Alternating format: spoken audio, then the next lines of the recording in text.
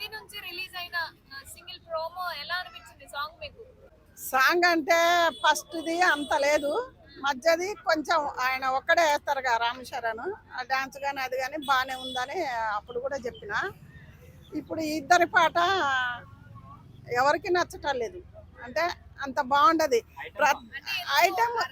అర్థం కాలేదా లేకపోతే అర్థం కావటం కాదు కానీ అలా మీనింగ్ ఏమున్నది, ఆ పాటలో ఏమున్నది? ఒకసారి రాసేటోళ్ళైనా ఎవరైనా అసలు వాళ్ళు రాస్తేనే వీళ్ళు వాడతారు, పాడేటోళ్ళది తప్పు ఉండదు. సాంగ్ రాసేటోళ్ళదే ఉంటుంది ఏదైనా. ఏం దొరకటం లేదా? ఒకప్పుడు దొరకలేదా మంచి మంచి పాటలు? ఆ పాట వింటా ఉంటే వినబుద్ధి కావాలి. ఇద్దరిని వేసుకుండు ఆయన అటు ఇటు వేసుకొని ఆ పాటలో ఏముంది? అది పాట పాడుతున్న కూడా డ్యాన్స్ కూడా చూడాలనిపించాలి, యూతకు కానీ పెద్దవాళ్ళకి చిన్న వాళ్ళకి అందరికీ. వాళ్ళ మంచి వాళ్ళిద్దరు హీరోలు మంచోళ్ళేగా, లేడీస్. వాళ్ళ పేరు ఎక్కువ రాదు కానీ వాళ్ళిద్దరు మంచి హీరోల్ని పక్కన పెట్టుకొని రామ్ చరణ్ ఎట్లా ఎట్లా వేయాలో డ్యాన్స్ ఓకే కానీ పాటే అంత బాగలేదని బయట అనుకుంటారు. అది కాకుండా వాళ్ళ నాయన రాధా విజయశాంతిని పెట్టి డ్యాన్స్ వేద్దంటే ఎంతమంది ఎన్ని వచ్చినాయి గట్లుండాలి. కానీ రామ్ చరణ్ ఉంటా ఉంటే ఆ పాటల్లో కూడా మ్యూజిక్ అన్నది కానీ ప్రతిది కానీ మీనింగ్ ఉంటాయి కదా ఒక్కొక్క పాటకు.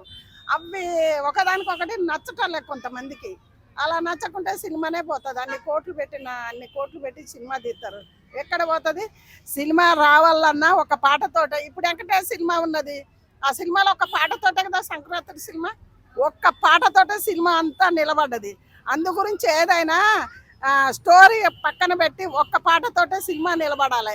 అలాంటి పాటలు రాయాలా, ఆ డ్యాన్స్ వేయాలా, అన్నీ ఉండాలి. కానీ ఏంటో పాటలు పెట్టి ఇలా డ్యాన్సులు వేస్తే కోట్లు పెట్టినోడు కూడా కింద పడిపోతాను.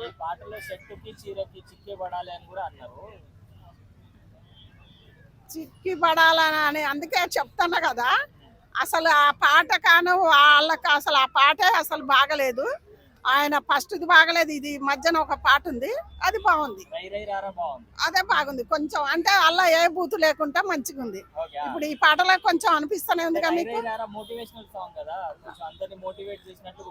అదే. ఇక ఇదేమో యూత్ మీలాంటి వాళ్ళు చూస్తారు కానీ అలా కాకుండా పాటలు రాసే రైటరే కానీ ఎవరే కానీ మంచిగా రాయాలి, మంచి పాటలు పెడితే సినిమా పాటలే నిలబడతాయి. అవును, మరి పాటల కోసమే. అప్పుడు ఖైదీ పాట ఒకటి రెండు ఉన్నాయి, ఏది మాధవేనో వాళ్ళ అయ్యది ఎలా ఉంది. ఆ పాట కోసం ప్రతి ఒక్కళ్ళు చూసేటోళ్ళు. అందు గురించే చిరంజీవి అప్పటి పాటలు లేవు.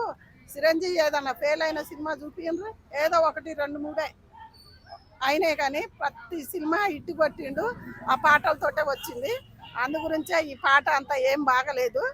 కాకపోతే ఇంకా మంచిగా ఆలోచించి ఏదైనా పాటలతోటే సినిమా ఇట్టు కొట్టాలని అనుకుంటున్నారు ప్రతి ఒక్కళ్ళు.